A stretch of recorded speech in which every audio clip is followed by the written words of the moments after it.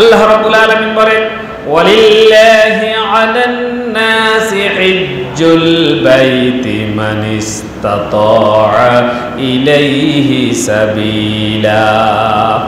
মানুষের মধ্যে ওই সকল লোকদের উপর কাবা ঘরে গিয়ে হজ করা ফরজ, যারা আসা যাওয়ার পথ খরচ যাদের মধ্যে আছে, যাদের কাছে টাকা পয়সার সক্ষমতা আছে, ঘর থেকে বের হয়ে কাবা পর্যন্ত যারা যেতে পারবেন, কোনো ধরনের অভাব হবে না, পরিবার পরিজনের খাবার রেডি রেখে তারা যেতে পারবেন, এমন ধরনের যারা সক্ষম, ওই লোকদের জন্য আল্লাহর ঘর হজ করা ফরজ। আর যারা অস্বীকার করে তাহলে কুফরি হবে। হজ করার জন্য আল্লাহ তাআলা সর্বপ্রথম ইব্রাহিম আলাইহিস সালামকে বলছে মানুষদেরকে ডাকো এই ঘরের হজ করার জন্য। ইব্রাহিম আলাইহিস সালাম বলে এখানে তো কোনো মানুষ নাই, চতুর্দিকে শুধু পাহাড় আর পাহাড়, কোনো মানুষ দেখা যাচ্ছে না। মানুষ যদি থাকে পৃথিবীর বিভিন্ন জায়গায় থাকতে পারে, কিন্তু এই জায়গায় তো তেমন কোনো মানুষ নাই, আমি কাদেরকে তোমার আওয়াজ শোনাবো?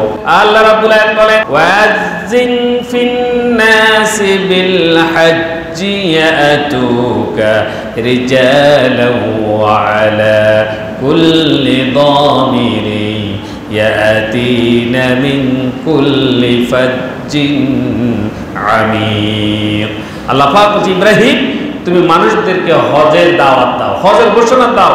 ওয়াজিন ফিন নাস, মানুষদেরকে বলো হে মানব গোষ্ঠী, আল্লাহ তোমাদের জন্য একটি ঘর বানাচ্ছেন এবং তোমরা এই ঘরের ইবাদত করো, এই ঘরের হজ করো।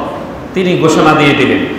আল্লাহ বলেন ইব্রাহিম তুমি শুধু মুখ দিয়ে ঘোষণা দাও, পৃথিবীর যে কোনো জায়গায় যত মানুষ আছে, মায়ের পেটে যে মানুষ এখনো আসে নাই, ফিতার পিঠের মধ্যে এখনো যে মানুষ আসে নাই, রূহের জগতে যারা আছে, তোমার এই ডাকের আওয়াজ আমি প্রত্যেকের কর্ণকুহরের মধ্যে আমি রব্বুল আলামিন পৌঁছিয়ে দিব।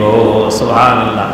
ইব্রাহিম আলাইহিস সালাম আযানের আওয়াজ আল্লাহ পৃথিবীর যেখানে যেখানে যত মানুষ আছে সেখানে পৌঁছাইছেন। আর যারা এখনো পৃথিবীতে আসেন নাই, রূহের জগতে আছে, ভবিষ্যতে আসবেন, তাদের কাছেও আল্লাহ ইব্রাহিমের আওয়াজ, সে আজানের ডাক পৌঁছে দিয়েছেন। সুবহানাল্লাহ। আর যারাই ইব্রাহিম আলাইহিস সালামের আজান আওয়াজের ডাক শুনেছেন, তারা তখন বলেছেন লাব্বাইক। কি বলেছেন? লাব্বাইক। এই জন্য ওই লোকেরাই জীবনে একবার হলো তারা হজ করবে যারা ইব্রাহিমের আওয়াজ শুনেছে। ঈশ্বর বলেন মান হাজ্জা হাযাল বাইতা ফালাম ইয়ারফুস ওয়া লাম ইয়াফসুক রাজাআ কামা ওয়ালাদাতহু উম্মাহু।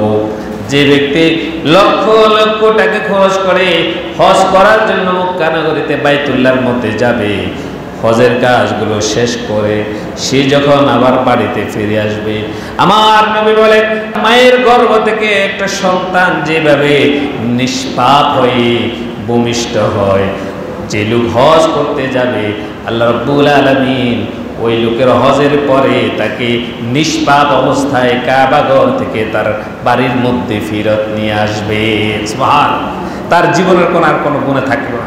যিনি হজ করতে যাবেন, হজ করার পরে যখন তিনি দেশে আসবেন, নবীজি বলছেন মায়ের পেট থেকে সন্তান যেমন নিষ্পাপ হয়ে আসে, যে ব্যক্তি হজ করতে গেল, সে হজ করে বাড়িতে আসার পরও আল্লাহ তাকে নিষ্পাপ করে আবার বাড়িতে নিয়ে আসেন। সুবহানাল্লাহ বলেন।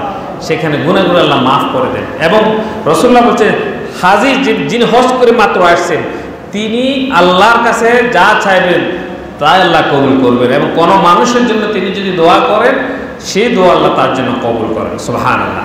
তবে যে ব্যক্তি হজ করার সামর্থ্য ছিল, হজ করে নাই, আল্লাহর নবী বলছেন যে ব্যক্তি হজ করার শক্তি ছিল এবং টাকা পয়সা ছিল, তার সামর্থ্য ছিল, নিজে হজ করে নাই, মারা গিয়েছে, মৃত্যুবরণ করেছে, নবীজি বলছেন এই লোকটা ইহুদি হয়ে মরুক আর নাসারা হয়ে মরুক, খ্রিস্টান হয়ে মরুক, কিচ্ছু আসে যায় না। যে লোকটা হজ করার ক্ষমতা ছিল কিন্তু হজ করে না। অনেকে আছে টাকা আছে, হজ করে না, সন্তানকে বাহিরে দিবে, মেয়ে ছেলে এগুলোকে বিবাহ দিবে, একটা ঘর করবে, নিজের অনেক কিছু কাজ করবে, সব শেষে গিয়ে তিনি হজ করবেন। এই ধরনের আমরা অনেকে চিন্তা ভাবনা করি, কিন্তু নবীজি বলছেন না, মান মাতা ওয়া লাম ইয়াহুজ্জা ওয়া আলাইহি হাজ্জুন, যে ব্যক্তির উপর হজ ফরজ ছিল কিন্তু সে হজ না করে মৃত্যুবরণ করেছে, মরে গিয়েছে, নবীজি বলছেন ইহুদি জিরা ও নাসরানি জ্ঞান, ওই ব্যক্তি মৃত্যুর সময় ইহুদি হয়ে মরুক বা খ্রিস্টান হয়ে মরুক, এটাতে আল্লাহ কিচ্ছু আসা যায় না।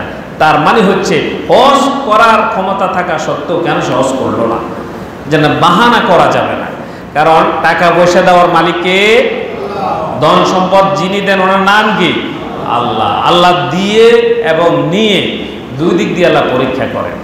আমরা মনে করি এখন হজ করতে 6-7 লাখ টাকা চলে যাবে, অনেক টাকা আছে, সব কিছু শেষ না হওয়া পর্যন্ত আমরা অপেক্ষা করি, অবশেষে মারা যায়, করতে পারে না।